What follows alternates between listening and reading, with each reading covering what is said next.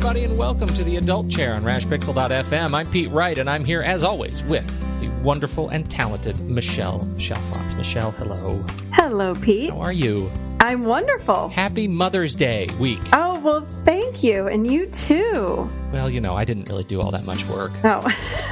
It's all Mom. That's true. That's true. This week on the show, we have a very special guest to help us better understand the mother wound. Yes. But before we dig into that, the old business real quick, head over to the adultchair.com to learn more about this show. You can subscribe for free by signing up to our mailing list, or find us in iTunes and your podcast app of choice with a quick search for the Adult Chair, and join the conversation on Facebook or Twitter and call us. You can leave us a message with your thoughts at 931-463-3813 and get your voice on the show. 931-463-3813. We would love to hear from you. And, you can talk all about your mother. That'd be perfect. We are super excited to welcome our guest today, and what perfect time to reflect on our relationship with our own inner mother than the week of Mother's Day. Bethany Webster is a writer, a transformational coach, and an international speaker, and her work is focused on helping women heal the mother wound so that they can fully claim their brilliance, own their power, and live as their authentic selves. Now, Michelle read a blog post by Bethany some months back, and that triggered a flurry of emails to get Bethany on the show. So welcome, Bethany. You have been talked about much in our circles here. Hi, Bethany. Hello, Pete and Michelle. It's so great to be here. Thank you so much for inviting me to be on the Adult Chair. Well, we are just thrilled to have you. Michelle, how did you find Bethany? Why did you feel like this conversation would be so perfect for the show? I think a friend of mine almost well over a year ago sent me one of her blog posts, and I read it, and I was drawn to you immediately and said, I have to have her on the show. I think that it fits so well into the adult chair model. So let's start talking about what this mother wound is. Yeah, well, absolutely. So defining, what the mother wound is, it's such a powerful piece. I hear from women all the time who said, I didn't even know that there was a name, for what I've been going through. So what the mother wound is, it has two levels, a personal level and a collective level. On the personal level, the mother wound is any kind of painful dynamics, patterns that exist between you and your mother. And it can be a wide range of things. But usually the mother wound, it's what those painful dynamics have caused you to feel about yourself.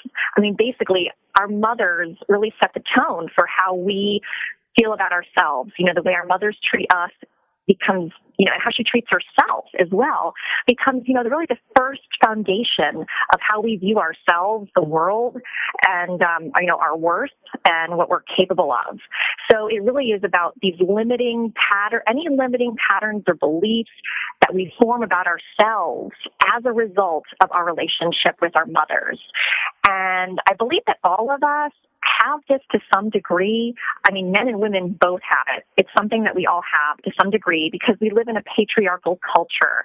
And this atmosphere of patriarchy, which tells women that they are less than, quote unquote, less than, this really creates an atmosphere of scarcity that kind of like distorts the relationship between mothers and daughters. And I can talk a little bit more about that later. But for women, the mother wound can be quite intense and insidious just because we share this gender identification with our mothers of being a woman. And typically, there can be a dysfunctional enmeshment that can happen between mothers and daughters. And men, it's a little different for many reasons, but mainly because men tend to be more supported in their being actualized, being independent, being separate. Women, we tend to have that focus. We're socialized to be more into relationships and being in more of a caretaking role. So sometimes it can be different for that reason.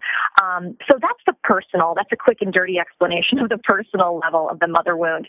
The cultural level, which I've already alluded to a bit, is how, women through the centuries, we've lived in a patriarchal culture that tells women that we're less than men. And the mother wound on a cultural level is how women have coped, how our mothers and our grandmothers and our great-grandmothers have had to cope with living under this atmosphere of patriarchy, and what coping mechanisms, women have had to use to deal with this, how we've been socialized by our mothers. And so it's kind of a generational wound as well. And so the really exciting thing, it's a big deal, when we deal with a mother wound, we're not just dealing with one area of our lives. I like to think of it that we're really working at the root level. And this is different than a lot of self-help and self-work, stuff out there, because we tend to work more from the branches level, which is, more of the outer external things. This is really working at the root level, so that as we heal this, it really touches every single area of our lives. We don't necessarily need to be focusing on our relationships or on our career or on our financial abundance. If we're working at the root level and analyzing this from the mother wound perspective, a lot of times transformation just shows up in these different areas. And that's what's really exciting to me about doing this work, is that, seeing my clients do this work and just seeing them transform in all these different areas as a byproduct of working with this core wound. So do you find that the mother wound, again, would be from 0 to 6 or 0 to 7 with these little girls? I haven't really ever thought about it that specifically in terms of when does a mother wound happen. I think it's just, it can happen at any point. But yeah, generally the earlier it happens in our development, the more it can be damaging. When we're little, those first moments of our lives, first hours, days, and weeks and months, we're still one unit with our mothers. Psychically, you could even say our mothers are our first environment, her psyche, her body. So, in those moments, mother is world, mother is food, mother is life.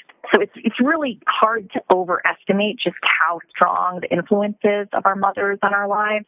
And, ultimately, this is still a taboo subject, really, our relationships with our mothers. We still live in this world where it's don't be angry at your mother. Don't be ungrateful. Don't, she's done everything for you. You only have one mother. All of that may be true, absolutely. And women have been suffering from this because there's this feeling you can't really have any negative feelings towards your mother. There's this thing about mother blame. And there was a time in our culture where mothers were blamed for a lot of things unfairly. But ultimately, my feeling that's really exciting, too, about this is that as more people learn about the mother wound, there becomes less of a stigma, less of a taboo about it, and we can actually ultimately support mothers. Our society, especially in the U.S., mothers do not get much support. I mean, we don't even really have maternity leave. There's no, women are paid less than men. There's a whole realm of ways that mothers are at a disadvantage. And so is our culture at large. I mean, we really have to take into account how central mothers are, not just to our own individual development, but to the world and to our culture. And that's what I'd like to see happen. With this work of healing the mother wound, we're all becoming more conscious in so many ways. And as we begin to really grasp the full breadth and scope of how powerful mothers are in the development of a child. And I think that's really an exciting development with this work as well. Does that make sense? It makes great sense. I've got, I've got so many questions. I'm going to have to find a way to meter myself a little bit. The first one is back to this question of the generationality of the mother wound. And you have mentioned that this is a very long kind of a historical kind of emotional wound that we're dealing with. But I wonder if you could reflect a little bit more specifically on how it is different today, perhaps, than it was in the past. How is my daughter's relationship with her mother and the things that she's dealing with culturally today? How are these things different than, let's say, my mother's relationship with her grandmother? Such a fascinating question. I love it. I love that question. And I would say that what's different in a broad stroke way is that our grandmothers and our great-grandmothers, the patriarchy had much more of a firmer hold. Like, for example, patriarchy in a general sense is about control, domination, don't feel your feelings, that kind of stuff. Back in the day, honor thy father and thy mother, children were seen and not heard. Those type of, cultural mandates really kept women pretty tight, and people had much more loyalty. People believed that if you avoided your feelings, if you avoided uncomfortable situations, that they actually went away. I mean, and I think now... Wait, now this is all new to me. Now, what are we talking about? Well, Pete, it's true. It's like, it is funny to think about how previous generations way back, like even in the 50s, people thought, well, if I just pretend that everything's okay, it will be. There were families that had alcoholism. There were families that had so many struggles that we still have today, but they kept it under wraps. And that, I believe, the mother wound was really more rampant, and it could pass through the generations with incredible momentum. Now, I feel like that momentum is slowing down because people are realizing and waking up to the fact that, hey, there is no payoff for me if I continue to stuff it down, not look at my feelings, throwing things under the rug. There is no such thing as a way. So I think this current time, the generations are becoming aware that we can stop the cycle, that it all stops. No one's going to do it. If it's not us, who's going to do it? I think we're seeing the result of, even in our climate, what's happening on the planet. When we throw trash away, it doesn't go anywhere. It goes into our water. It goes into on the land, the soil. So I think that's like a really powerful metaphor for our emotional garbage or our emotional stuff that we don't want to deal with. It shows up in the next generation. So I think there's a lot of hope right now because people are getting hip to the fact that this stuff doesn't go away. That's the bad news. The good news is that we can heal it. And there are ways to, the stigma is going away because we realize we all have some piece of it. So we can really find one another. Those of us that are doing this important inner work, whatever form that is, whether it's the mother wound or some other stuff, we can find each other and we can really support each other in doing this work. It sounds like a big part of your work is helping people to feel their feelings and not shove them down. Absolutely. And I think there's so many taboos that comprise the mother wound that as we heal it, we dismantle them. We're dismantling taboos. And the main one is you shouldn't feel your feelings. The feelings are bad. That there's some feelings that are negative, quote unquote. And just realizing that, all of our feelings are valid. There's really no such thing as a, quote, bad feeling. All of our feelings are messengers that tell us important information about ourselves and our environment. So having this new relationship with your feelings, I mean, it sounds kind of simple and trite and, commonplace, but it is quite radical when we put it into practice. I agree completely. I do this work with a lot of my clients, and it's amazing to me how many people, when I ask them, what are you feeling?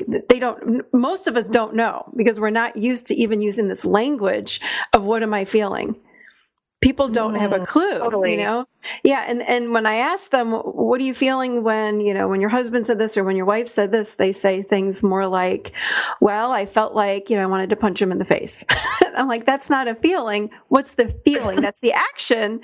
What's the feeling? And, it's something we're all learning how to do is get in touch with what am I feeling and what is that emotion behind the thought of I'd like to punch him in the face or I'd like to slap him or I'd like to run away or whatever it is.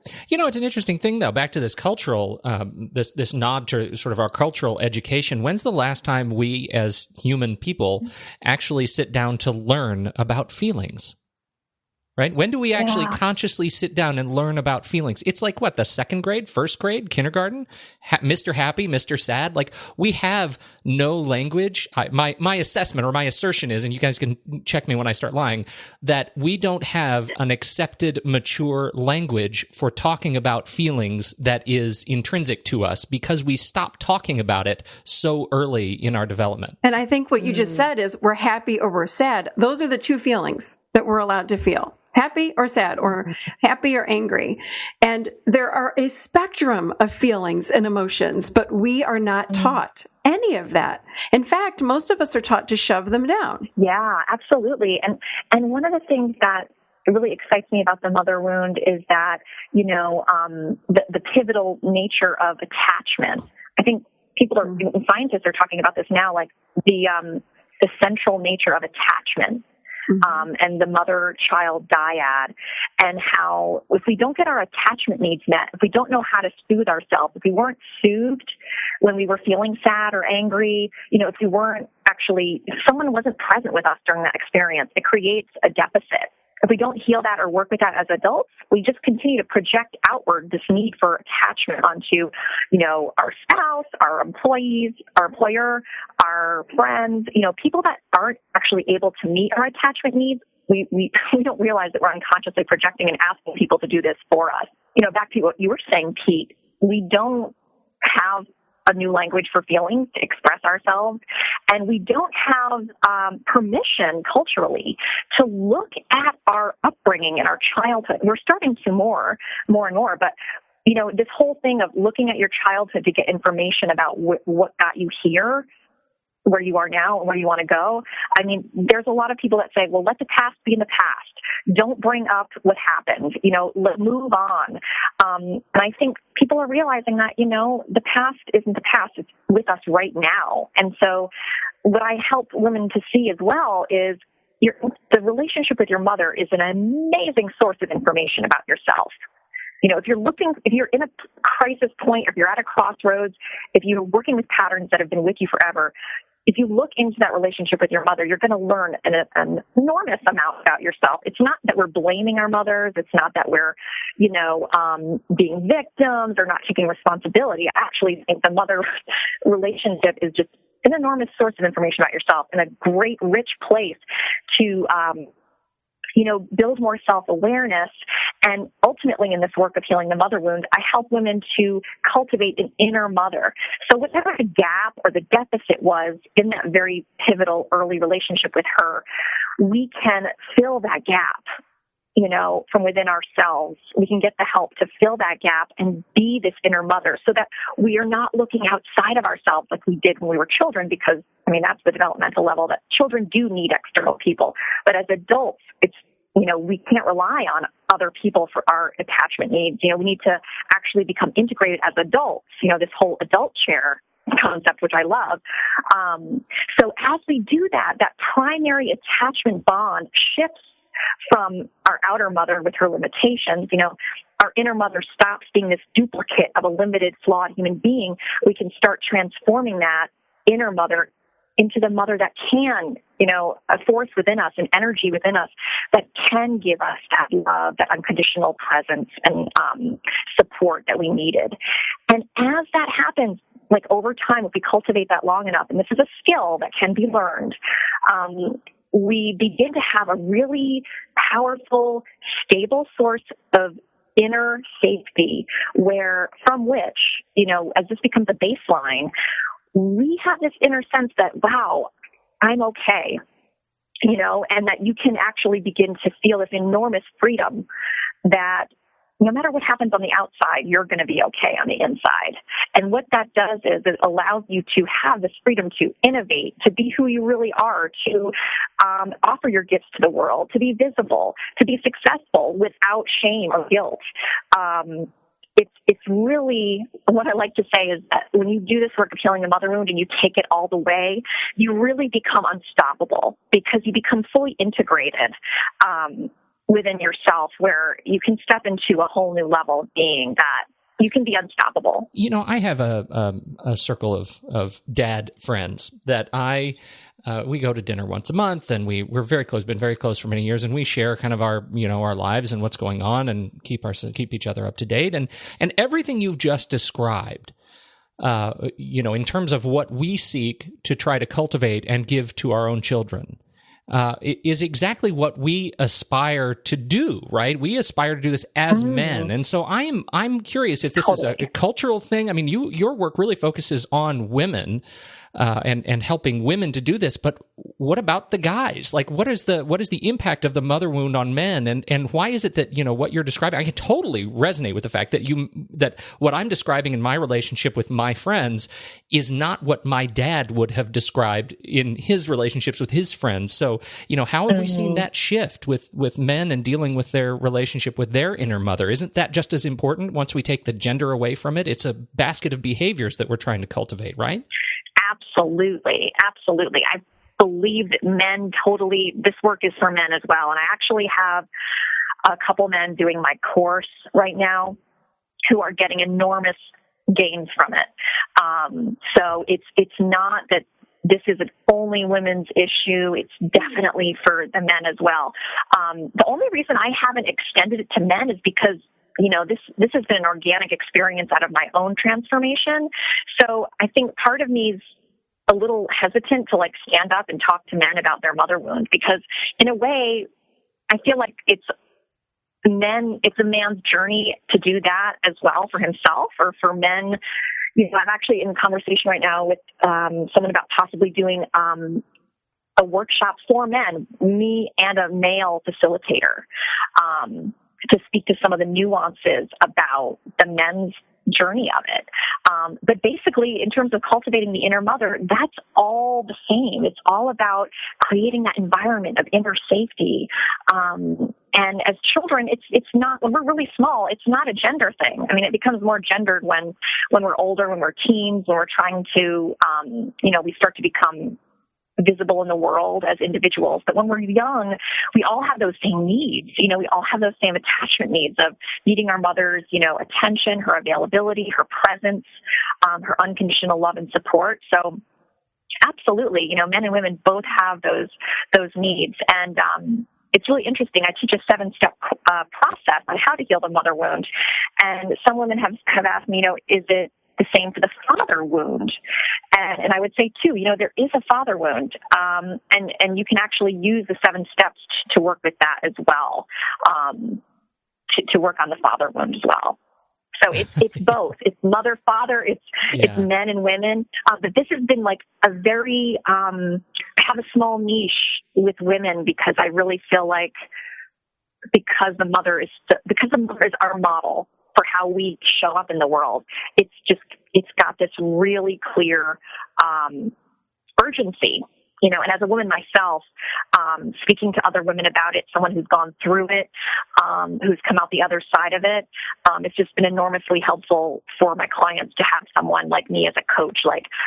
Those times when you're feeling like crap because you're, detoxing from some of these old patterns and the emotions you weren't allowed to feel when you were young, surviving in your family. Those emotions don't go away. So they do come up to be seen and to be transformed and kind of, released.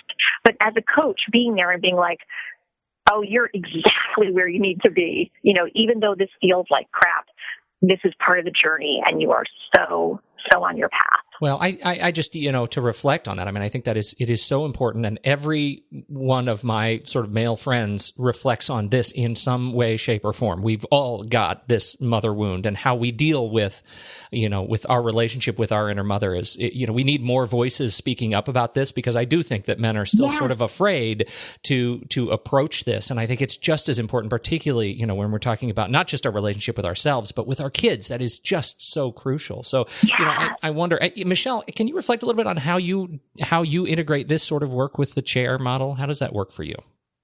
Yeah, I mean, well, part of it is what's coming to my mind is how difficult it is for women to set a boundary and to speak up for themselves. When we're children, as little girls, we are, it's the boys that are allowed to be assertive, and we're supposed to hold back and be polite.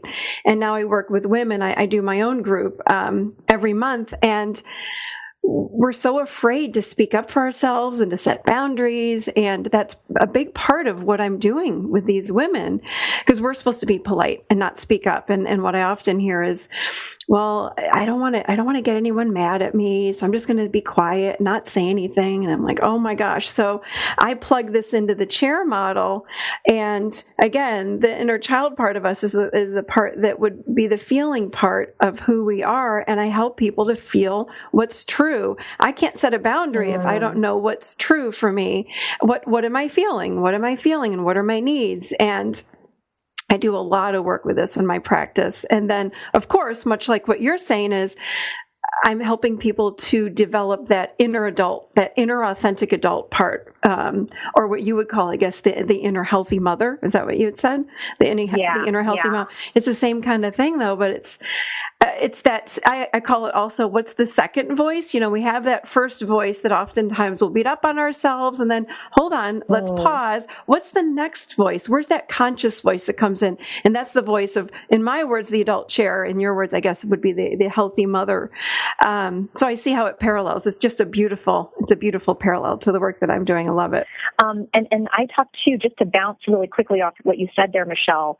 It's an important point, which is that as women, and this is different than men, we're really socialized to be small and to be accepted. It's acceptable and attractive, according to the patriarchal model, when women are yielding, small, quiet, polite, non-threatening.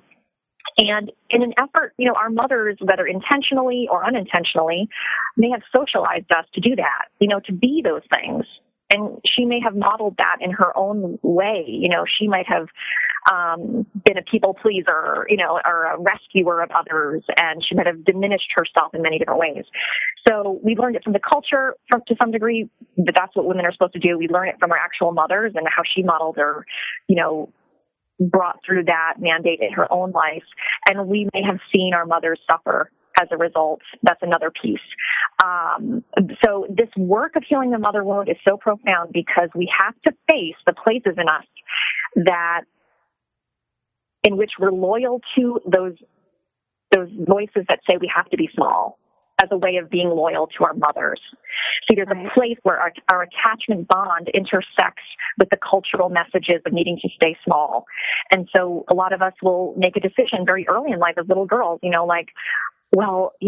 if I want to be accepted and connected to my mom, if I want to be a good girl, then I need to stay small. And that's what good girls do. And that's what mommy wants me to do. And so I think women reach a point where we realize in order to be the women we want to be, whatever the hell that means to you, whatever the authentic you is, that's your greatness. Those are your gifts. And at some point we come face to face with this mandate of, well, wait a second, I've been socialized or taught and to be exactly the opposite of this, But if we want to really bring our gifts to the world and be successful or whatever that means, usually that means being big, being visible, using our voice, risking disapproval, all the things that we've been socialized that were unsafe. So it's cool to see that as we do this work of healing the mother wound, we actually break through a lot of that. We start to see that safety isn't just in staying small. We begin to feel our safety in being our big, authentic selves. And that's just a whole new realm of being. That's a whole new, really, it's like the tectonic plates of our lives shift so that our sense of safety and comfort and security come from a whole new core place. I just love it. And I love it on so many levels. First of all, the work that you do with women as adults, but it's such a great message. I look at my daughter and I think the same thing. Like, how beautiful is it that she's being raised in that kind of an emotional aesthetic? Yeah, absolutely, Pete. And what's another thing, I see in my clients that as they do this work of mothering their inner child, they become that mother to their inner child, the relationships with their daughters and with their sons is totally different. Like, it just changes automatically because when we can give ourselves, that inner child empathy, availability, presence, understanding, when we give that to ourselves, we unburden the next generation. Because, when people come to me in the beginning, sometimes they're like, well, it's hard for me to think of myself as a child. I just automatically think of my kid. But that's actually part of the problem, is when we project our feelings about ourselves onto our child and don't see that there's actually a difference. The more we can differentiate, we can spread our needs onto, differentiate what our needs are from what our kids' needs are. So when we take care of our inner child, when we really meet those needs and we can empathize and validate what we've been through as children and then kind of love and nurture that energy in us as adults, we can really be present with our children as individuals and really love them for who they are because we don't look to them to fill our needs in ways that they never could. Yeah. Absolutely huge. And I love what you'd said about, in my words, I would say when we start to become authentic women, we're breaking a lineage of dysfunction. Because so, like you'd said, our mothers, our grandmothers, the great grandmothers, we've lived a certain way for so many years. And then when we can rise up and start healing our own wounding, we're changing our future into the future of, like you said, not only our daughters, but our sons as well. Because if I'm authentic and I'm living from what I would call my healthy adult, then I'm modeling that for my children. And then they can go on and live from their healthy adult and not project all their wounds on their children and on their spouses and on their friends and things like this. So it's time to break all of this dysfunction. I work with women too that are in really dysfunctional and sometimes abusive marriages, and they cannot leave. They will not leave. And I see that it's this dysfunction from childhood, well, I have to stay and we just have to stay, and they have all their reasons, but oh my goodness. And when they're getting abused, it's just, and they don't have that voice. They don't have their adult voice or their healed adult or they're so wounded. So they stay and they feel like they deserve this abuse. It's awful. Yeah. I feel like we could be talking about this all day long. There are so many more wonderful questions, but I feel like we need to wrap it up for now. Bethany, I hope that you will come back and join us again sometime in the future and continue this conversation. Thank you so much for having me. This has been great. I've so enjoyed this conversation. Well, it is wonderful to have you here. Where would you like to point people to find you if they're interested in more information about your work? Absolutely. You can find me online. My website is womboflight.com. That's womb, like WOM as in Mary, BOFLIGHT. And that's womb of light is really the metaphor I use for this work of intergenerational healing of the mother wound, is really accessing this place of the womb of light, changing the course of, women in the future. It's like this generational work. We heal the past, we heal the future, we heal our culture. It's just this amazing, metaphor. So womboflight.com. And if people are interested in, I have a free ebook if anyone's interested in getting it. It's called Transforming the Inner Mother, Become the Mother You've Always Wanted to Yourself. And it's a short little 20-page ebook that actually has a lot of this theory around how to do this and also a lot of practical tools that you can use right away. So womboflight.com, you can get that for free today. It's a free download. Excellent. We will point people right there. You can find more information about Bethany in the show notes over at the Adult Chair. Just head right over there, theadultchair.com. You can find us. And again, don't forget to subscribe to the show for free. Join the email mailing list, and you'll make sure you get a little email every week whenever a new show goes live. So if podcast is a word that makes you shudder, but you would still like to hear this show on the website, subscribe to that email list, and you'll get it every week. So thank you all so much for listening. Michelle, do you have any final comments from your end? No, just thank you, Bethany. This has been amazing. I'm so happy to have you join us. Thank you. Thank you, everyone. You guys rock. Thanks for having me on. Oh, that's so sweet. On behalf of Bethany Webster and Michelle Chalfant, I'm Pete Wright. We'll catch you next week in the Adult Chair.